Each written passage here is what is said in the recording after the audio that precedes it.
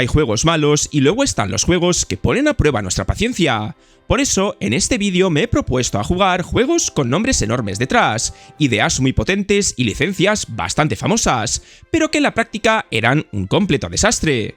Juegos que en teoría lo tenían todo para triunfar, pero que en la práctica cuando me puse a jugarlos solo pensaba una cosa: ¿por qué sigo haciendo esto?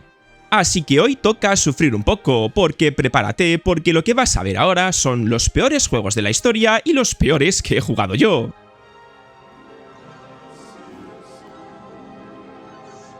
Y empecé el vídeo con Los Simpsons Wrestling, que sinceramente fue el primer aviso de que este vídeo me iba a doler. Y es que cuando lo jugué me costó creer que algo con una licencia tan potente pudiera salir tan mal, porque claro, tú ves a Homer, Bart, Lisa, Krusty, Barney o el Sr. Burns en un juego de lucha libre y piensas, vale, esto puede ser una locura divertida. Pero cuando empecé a jugar, la ilusión se me cayó al suelo en cuestión de segundos. Lo primero que noté fue que el control es durísimo. No se siente fluido, no se siente cómodo y muchas veces parece que estés peleando más contra el mando que contra el rival. Los golpes salían raros, las animaciones eran torpes y los personajes se movían como si estuviesen atrapados en el barro. Intentaba hacer ataques, esquivar o acercarme al enemigo, pero todo respondía tarde, mal o de una forma que no tenía sentido. Y lo peor es que encima, el combate es un caos. No hay una sensación real de estrategia, ni de impacto, ni de progresión. Muchas peleas se convierten en aporrear botones esperando que algo funcione, mientras el rival me golpeaba desde ángulos absurdos. Y visualmente tampoco ayudaba, porque el juego se ve feo incluso para su época, con modelos rarísimos y escenarios bastante pobres. Lo más triste es que tenía todos los ingredientes para ser un juego divertido. Los Simpson, humor, personajes míticos y una idea fácil de vender. Pero al final me encontré con un juego torpe, repetitivo, frustrante y sin gracia. Es de esos casos donde la licencia no salva nada, al contrario, duele más porque sabes que podría haber sido algo muchísimo mejor.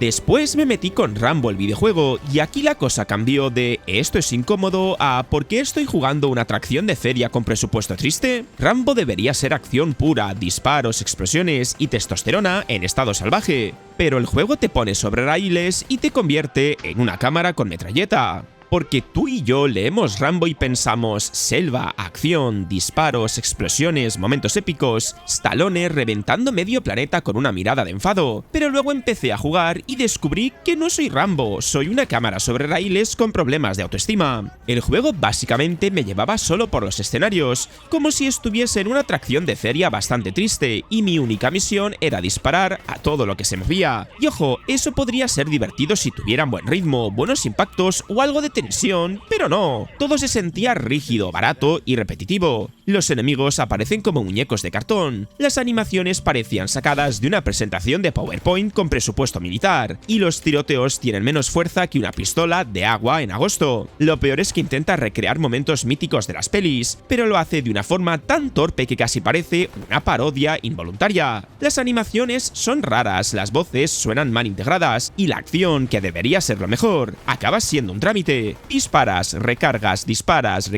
y rezas para que la misión termine antes de que tu paciencia. Y eso es lo que más me dolió. Con Rambo tenían una base perfecta para hacer un juego salvaje, exagerado y divertido, pero acabé jugando a algo automático, feo, limitado y sin alma. Un juego que no te hace sentir como una leyenda de acción, sino como el becario que sostiene la metralleta mientras Rambo está de vacaciones.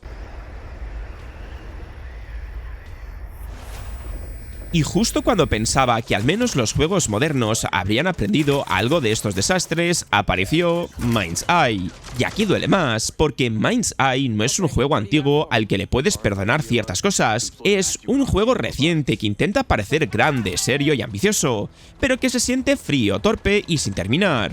Porque madre mía, este es uno de esos juegos que empiezas con curiosidad porque sabes que salió con un montón de bugs, con problemas y mucha gente criticándolo, y acabas mirando el menú de pausa como si te estuvieran pidiendo perdón. Sobre el papel tenía buena pinta. Acción futurista, mundo abierto, tiroteos, persecuciones, una historia con pinta de thriller tecnológico, pero en cuanto cogí el mando, la ilusión se fue cayendo pieza por pieza. Lo primero que me chocó fue lo raro que se siente todo. Conducir no tiene peso, disparar no tiene fuerza y moverte por el mundo parece más un trámite que algo divertido. Yo quería sentirme dentro de una ciudad peligrosa, con tensión, persecuciones y momentos espectaculares, pero muchas veces sentía que estaba jugando una demo técnica que alguien había subido sin querer. Y luego está el tema de los bugs y el rendimiento. De vez en cuando el juego hacía cosas tan extrañas que yo no sabía si estaba viendo un fallo o una decisión artística muy valiente. Animaciones raras, personajes que parecen perdidos, escenas sin energía, combates planos, todo tenía ese olor a aquí faltaban 6 meses más de horno. Pero lo peor no es solo que falle técnicamente, es que también aburre. Las misiones no enganchan, la acción se repite demasiado, y la historia intenta parecer importante pero no consigue que me importe lo suficiente. Es como si quisiera ser un gran blockbuster pero se quedara en tráiler caro con gameplay de relleno.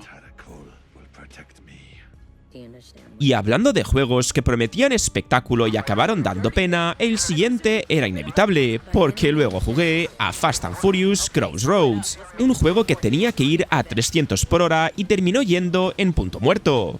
Y es que cuando lo jugué, sinceramente me esperaba coches, velocidad, explosiones y esa fantasía absurda de la saga donde un coche puede casi hacer la declaración de la renta si hace falta. Pero lo que me encontré fue un juego que parecía ir con el freno de mano desde el primer minuto. Lo más grave es que conducir no se siente bien, y claro, si haces un juego de Fast and Furious y lo peor es llevar el coche, tenemos un problema bastante serio. Los vehículos se sienten pesados, raros, poco precisos, y muchas veces persecuciones parecen más una coreografía mal ensayada que una escena de acción. Yo quería sentir adrenalina, tensión, velocidad, pero muchas veces solo sentía que estaba intentando aparcar un ladrillo con ruedas. Encima, las misiones son muy limitadas. Vas de un punto a otro, persigues a alguien, esquivas cosas, haces algún momento algo espectacular y ya. Pero todo se siente tan guiado y tan artificial que nunca parece que estés haciendo algo increíble. Parece más bien que el juego te dice, mira, aquí deberías emocionarte. Y tú estás pensando, vale, pero dame un motivo.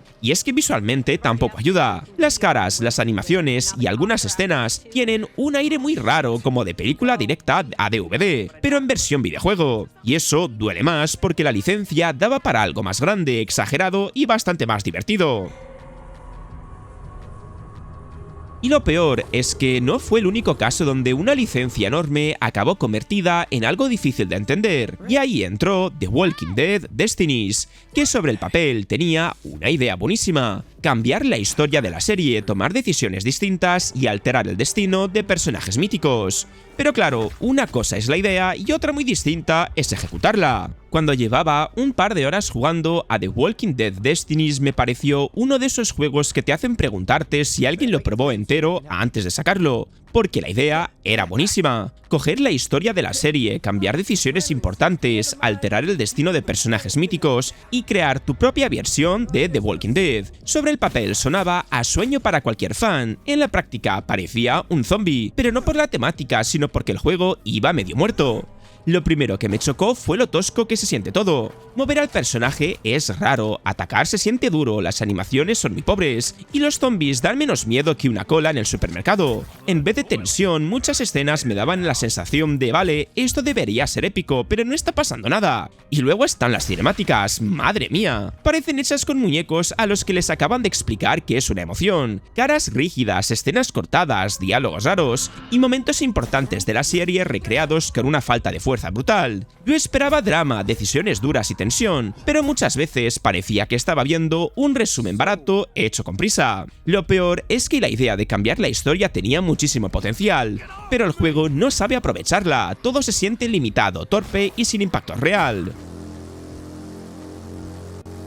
Y cuando ya pensaba que esto era lo peor que había probado, llegó uno de esos nombres que siempre aparecen cuando se hablan de desastres históricos. Me refiero a Ride to Hell Retribution, un juego que no parece mal acabado, parece que fue montado con piezas encontradas en un garaje. Moteros, venganza, peleas, carreteras polvorientas, todo sonaba a serie B divertida. Pero el control, las animaciones, la conducción y la historia convierten la experiencia en una especie de castigo interactivo.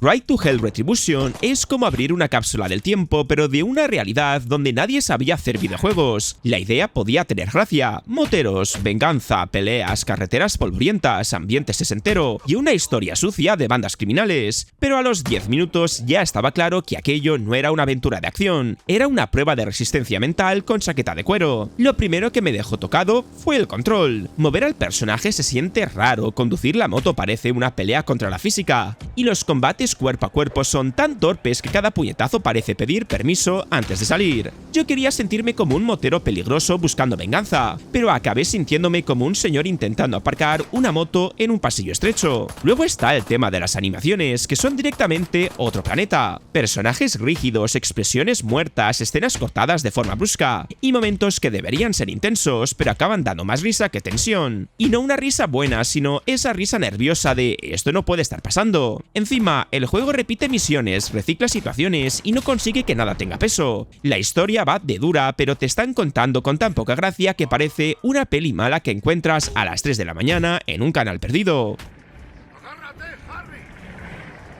Y justo después de ese infierno sobre ruedas tocaba cambiar de universo, aunque no precisamente para mejor, porque jugué a Harry Potter y las Reliquias de la Muerte parte 1, y aquí el problema fue casi más triste.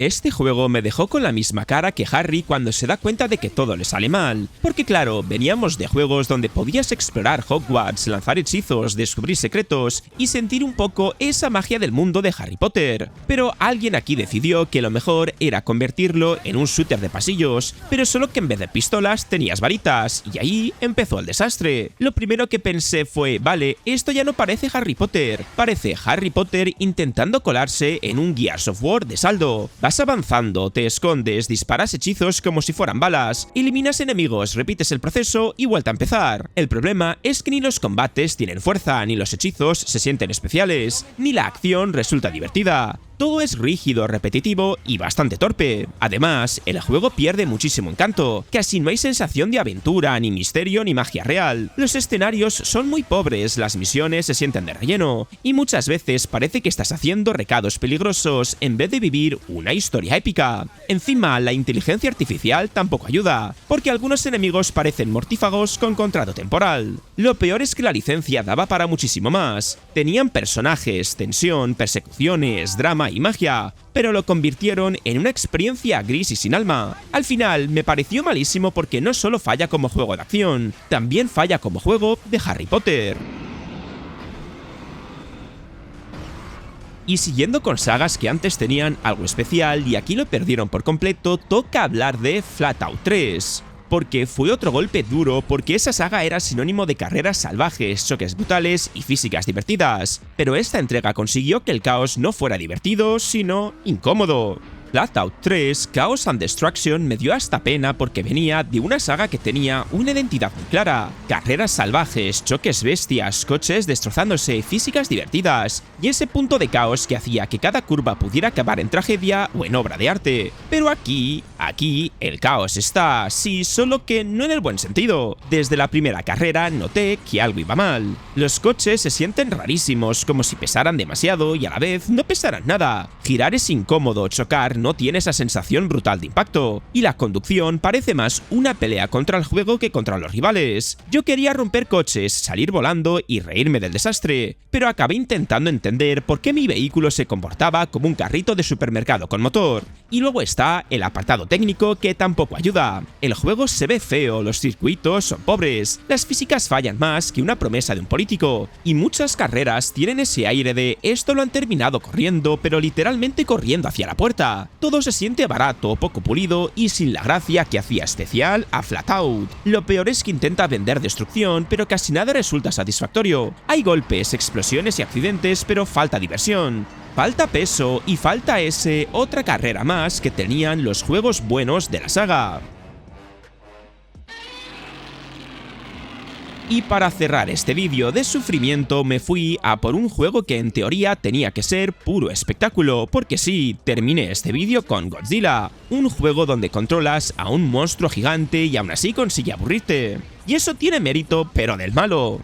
Y es que me parece increíble que un juego donde controlas a un monstruo gigante destruyendo ciudades consiga sentirse tan lento, tan torpe y tan poco emocionante, porque la fantasía era muy clara: ser Godzilla, arrasar edificios, pelear contra los kaijus y sentirte como una fuerza de la naturaleza. Pero en cuanto empecé a jugar, más que una amenaza mundial, me sentí como un señor muy grande intentando cruzar una calle estrecha. El problema principal es que el juego va a cámara lenta, pero no de forma épica, sino de forma pesada. Mover a Godzilla cuesta, atacar cuesta, girar cuesta y destruir cosas que debería ser lo más divertido. Se vuelve repetitivo muy rápido. Vas avanzando por escenarios bastante vacíos, rompes generadores, tiras edificios, recibes disparos de tanques que parecen mosquitos molestos y repites lo mismo una y otra vez. Las peleas contra otros monstruos tampoco salvan la experiencia.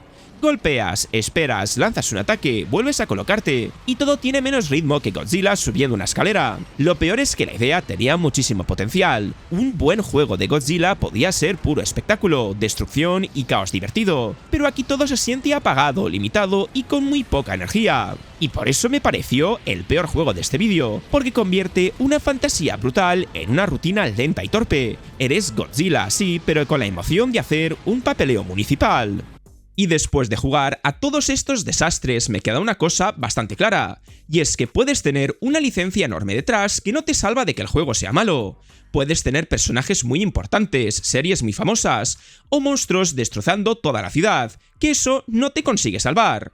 Si te ha gustado el vídeo, dale al like, al hype si lo estás viendo desde el móvil, y suscríbete si todavía no lo estabas, y déjame abajo en comentarios cuál es el siguiente reto de este tipo de formato de vídeos. Dicho esto, nos vemos en el próximo vídeo.